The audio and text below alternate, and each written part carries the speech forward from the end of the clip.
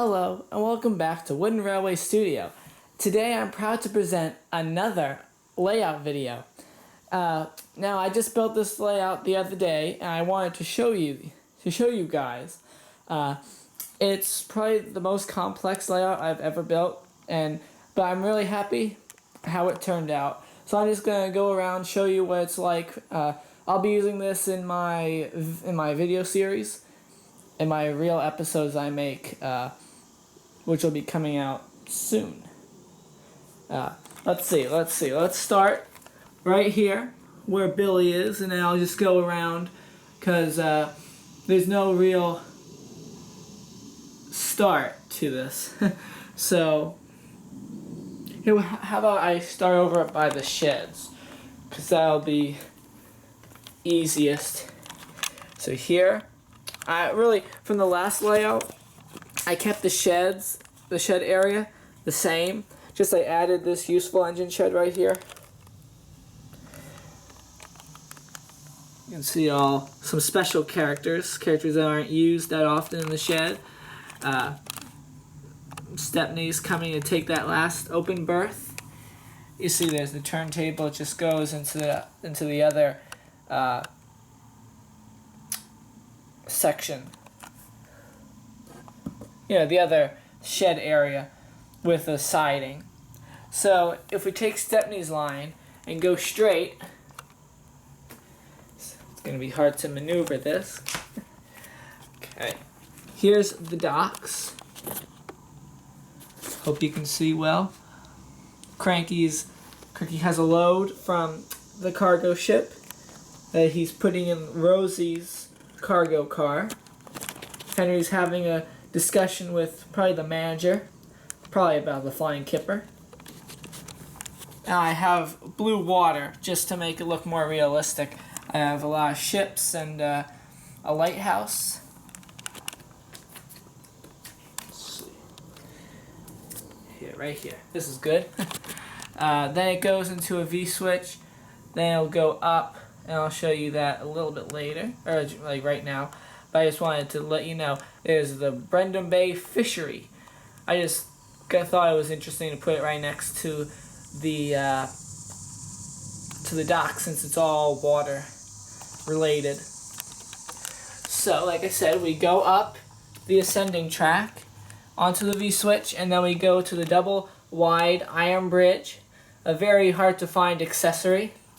And both of these tracks go different ways. So if we take James's route, we go straight for a little bit, then we go then we turn left over the viaducts, then we go down, and here's Thomas's long train. You see it's very long, at the T-switch.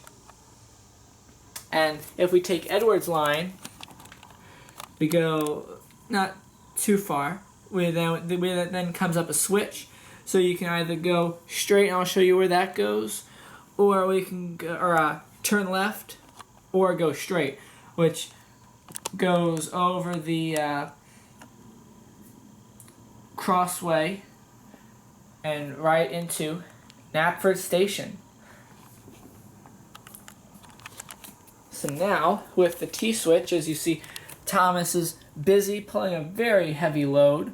He can either go the way he's going, which then will take us to the four-way crossing,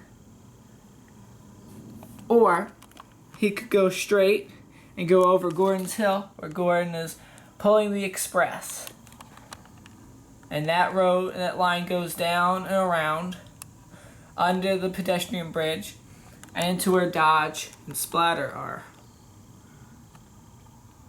And then it goes back to the crossover. Okay. So from this four-way switch, it's probably even more, but it's a very large accessory. We can turn left where Thomas is. You see here. Turn left, and here's Vicarstown. I thought it'd be interesting to put it right here, so I'll be using it in my videos. Then you can go straight and around up onto Henry's Tunnel. you can either go straight through Henry's Tunnel, or you could go right, and for some reason there's a strange, mysterious load with 2 Sawmill log cars and 2 empty cars that Sir Topham Hatt is investigating, because they were just left there by a mysterious engine. Very strange. Then we go around the bend into where part of the yard is. So this is the shed coach, or I mean, sorry, the coach shed. There's probably a different name for it, but that's what I know it as. If I figure out the real name, I'll definitely use it in my episodes. But then over here is the actual yard with some mail coaches, the log car, and breakdown train in case any engines break down. So that's interesting. I thought it'd be neat to have the coach shed, since I didn't really need another shed for the engine, since I have quite a few. So we go down the road, or the rail, I should say. Then there is a 3-way crossing, where if the engine is coming from out there, goes to where Timothy is helping Bill and Ben off the rails. They seem to have crashed. And then you go up to where Billy was when I started the video. But from this 3-way section, if Timothy was turned around, he could either go, of course, to the right where the yard is, or he could go straight. And as you see, width is there, and a new purple engine is shunting some coaches for him. Strange. We're gonna have to figure out who that is. And Mavis and Splatter, their lines are actually special, because thank you, Thomas Wooden Railway. I got this idea from you, so I'm giving you all the credit you deserve, because your layouts are just incredible. But what he did and what I'm doing now is just these 2 lines are ending in buffers. Because there really wasn't anywhere to put them. So, and normally the loads for these engines will be waiting here.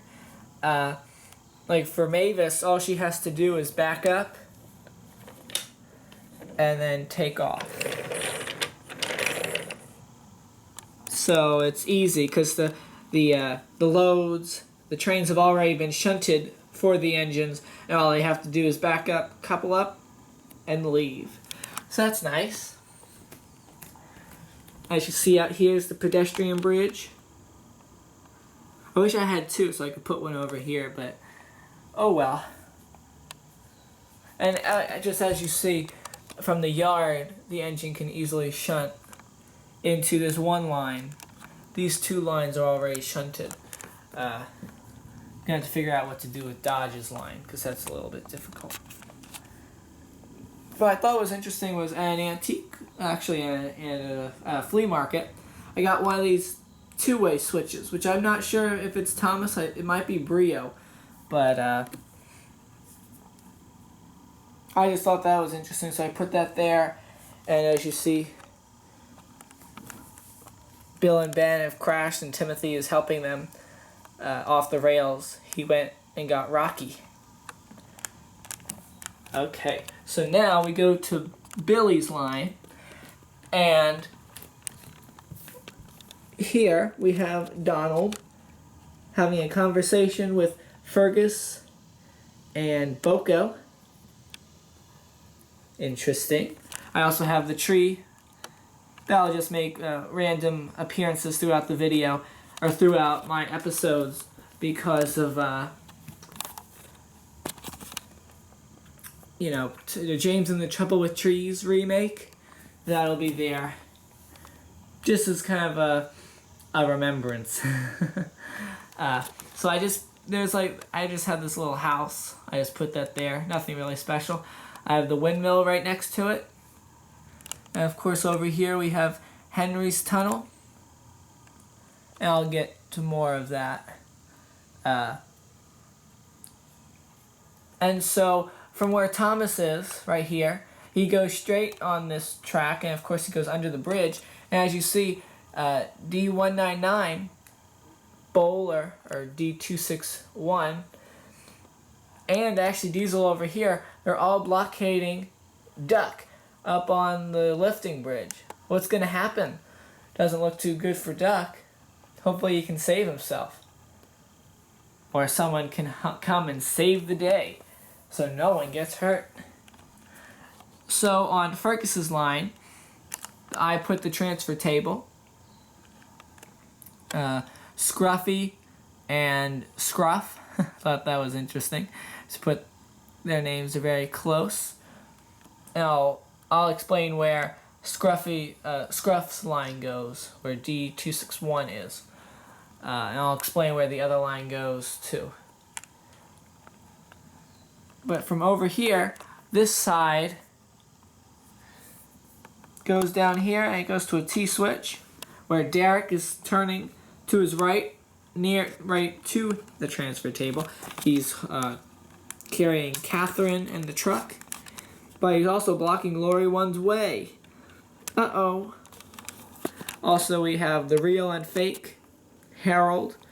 If you don't understand what I'm talking about, I have these videos where I go through, where I compare the real models between the Chinese knockoff fake models that they sell on eBay. Hopefully you can tell the difference. So we go down his lane, and Emily is carrying a very, very strange and quite large piece of rolling stock. We're also going to have to figure out what that is. Interesting. So you go down Emily's line, and then you see Sawmill, just a sawmill, and then we have the Sodor Wood Company, or the log loader, as they call it. And then, just like in my last layout, you go down this lane, and then you go to the shed area.